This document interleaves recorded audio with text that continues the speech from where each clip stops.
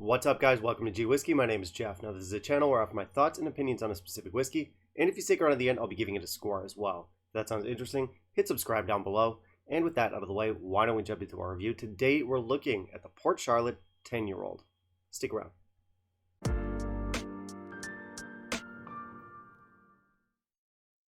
Alright, so we've got a Port Charlotte with us today. This is one of the Islay big boys. It's a very well-regarded whiskey, and it's one I've been looking forward to for a while. Port Charlotte, of course, from the Bruichladdich distillery. We're looking at the 10-year-old today. Now, if you watched my recent video where I ranked the Islay distilleries, you'll know I put Bruichladdich near the top of that list. And for each distillery that I offered, I also gave you my top pick from that distillery. My top pick from Bruichladdich was this one right here. So there goes the mystery of does he or does he not like the whiskey? I do. This one came out back in 2018. It's peated at 40 ppm or parts per million, and our cask breakdown looks something like this. 65% of this whiskey comes from first fill American oak casks, another 10% from second fill American oak casks, and then our remaining 25% comes from second fill French wine casks. Now, I'm not sure exactly what kind of French wine was used here. If you guys know, please do let me know down in the comments. Anyway, generally speaking, I am a pretty big fan of using wine casks to mature whiskey in. These are not fortified wines like your ports or your sherries. These are just regular wine casks, maybe white wine, maybe red wine. It's been getting a lot trendier in the whiskey world over the last few years, and I like it. I like a lot of the tannins, I like a lot of the fruity notes that we get from a good wine cask, and obviously I like my peated Islay whiskey as well, so I'm digging this recipe. Now, I should say before I start heaping on the praise that Bruichladdich isn't a very consistent distillery. Some of their whiskeys are duds, some of their whiskeys are hard to wrap your head around, some of them are really challenging, but some of them are amazing. But the reason I like them is that they're experimental. They're always trying new things. We get a lot of terroir-oriented releases from them. They play around with barley a lot, and they're usually pretty good with transparency. We usually get a fair amount of info from them. So while their whiskeys are not exactly consistent, when they're great, and I just want them to keep doing what they're doing. Kind of wish they were cheaper, though. Anyway, we've got a 10-year-old peated Islay. We've got first fill American oak casks. We've got second fill French wine casks. That sounds fun, and you know, you guys already know how I feel about this whiskey, so it's pretty hard to keep the mystery going, but let's pretend we don't know. Let's hop into a review of this one, see what our whiskey's all about, and in the meantime, if you could kindly leave a like down below, that'd be greatly appreciated. So we do have some pretty solid specs here. We have a hefty ABV of 50%, not quite cask strength, but creeping up on it, and I love that they consistently give us these higher ABV releases. I think it's great. Of course, this is going to be non-chill filtered. Of course, it's going to be naturally colored. So, perfect. Alright, so obviously we can't make out the color of our whiskey, but man, what a cool bottle design. This is such a badass bottle. I love it. Very slick, very modern, very distinctive. I like the dark color scheme. I like the sort of modern, minimalist aesthetic they're going for. This bottle is an easy 5 out of 5 for presentation. Now, we don't have non-chill filtered or naturally colored on our label here. We got to look to the box for that. But yeah, we have a nice textured label here. We have embossed print. It feels very premium. I mean, the marketing team went all in on this one. I think it paid off. This is one of the coolest bottles on my shelf. Let's try our nose. So big peat, salt right off the bat. Very meaty. I'm getting a big bacon note, as well as a little bit of maple just behind it. Kind of reminds me something they do in rural Canada. They'll fry up bacon in maple syrup. Very healthy, 0 calories. I'm getting a bit of that in here. More meats, honey glazed ham, maybe some grilled sausages, rocks, brine, lemon lime. There's some fruitiness in here, like some ripe red fruits.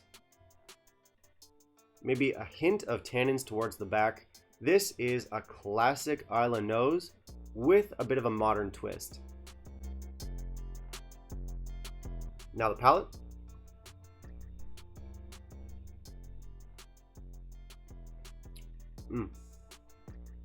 Okay, the wine casks are here. They make themselves known, but in a bit of a subtle way. They're integrated. You definitely get some berries in here, some wild berries. I'm getting gooseberries, blackberries, raspberries. All of them are not particularly sweet. Even there's like a berry jam note in here. None of these are quite as sweet as your typical berry notes. We also have big smoke in here, rubber, salt, sea air, rocks, ginger, honey, there's some oak in here, some white grapes, and a little touch of marmalade. And now our finish.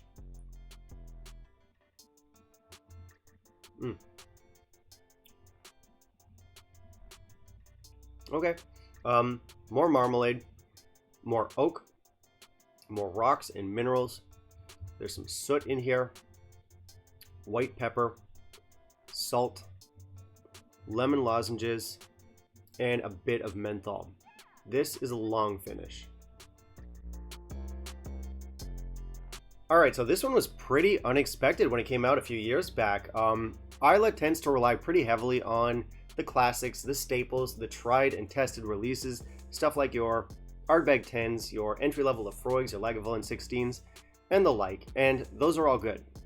But this one here is one of the new kids on the block, so our question is, can this one hang with the big boys? And our answer to that is yes, of course it absolutely can. Not only can it hang, it actually brings something new to the table. Islay whiskeys often go for a pretty bare bones presentation, usually just being bourbon matured, and they do that for good reason. You want your peat and your distillate to shine through in a very honest, kind of uninterrupted way. Of course, that works. Other whiskeys will go in the sherry direction, stuff like your Lagavulin 16s, a bunch of Kilchoman's, a bunch of Bowmores, for example. But I don't think that any of the other entry-level Islay expressions are using French wine casks to mature their whiskey. I think that feature is quite unique among the entry-level offerings, and as far as I'm concerned, I think it works beautifully. I think it elevates this expression over a lot of the competition. I also think they made the right call using second fill French wine casks. It means the influence isn't quite as pronounced, so we get the full effect of the distillate and the peat. We have a very clear and honest PC character shining through with all those salty, smoky, meaty elements. And our French wine influence here isn't over the top. It's more subtle, it's more nuanced. It's not like a hit of flavor. It doesn't steal the show. It's definitely there. It's definitely present. What it is just a series of extra flavors, of extra elements for us to kind of hone in on and enjoy. I think it works beautifully. I think this whiskey is absolutely loaded with flavor. I'll even take this a step further. I think this is one of the best affordable offerings to be had from Islay at the moment. Ardbeg 10 isn't what it was. Lefroig 10 and quarter cask, maybe you're a fan, I'm not. Laga 16, also not where it used to be. So there's definitely room for new blood on Islay. And that's exactly what this stuff is. It feels modern and fresh and new and fun. Bit of a hot take here, but a lot of these new school and underdog peated whiskeys are overtaking a lot of the classics, a lot of the legends. At this point, I think you can skip the Lefroig entry-level expressions. Ardbeg 10, fine, try it. Ardbeg 5, still good, but no, go out there and try some Port Charlottes. Try some Kilchoman's. Leave Islay. Go try some Lejegs. These whiskeys are all modern, they're fresh, they have something to prove, they're all craft presented. They're all excellent whiskeys that are brimming with character. I think this is a perfect example of a modern Islay done right. My score for this one is going to be 89. I love it. I can't get enough of it. Definitely one to try if you haven't. So when it comes to value, there are going to be cheaper 10-year-old or entry-level expressions from Islay out there to be had, but I think this is one of the best ones. So while it is more expensive, I think our unique cask play, the higher ABV, and the general deliciousness make this one worthwhile. Beyond that, I think this one should be required reading for any serious Islay fan. Add this to the list of those staple whiskeys that are like essential stops along your Islay journey. Excellent stuff, obviously very highly recommended. Alright, that's going to be it for me today, guys. Thank you very much for watching. As always, hit subscribe down below, click that little bell icon, and of course, smash the like. Now, I do want to hear from you.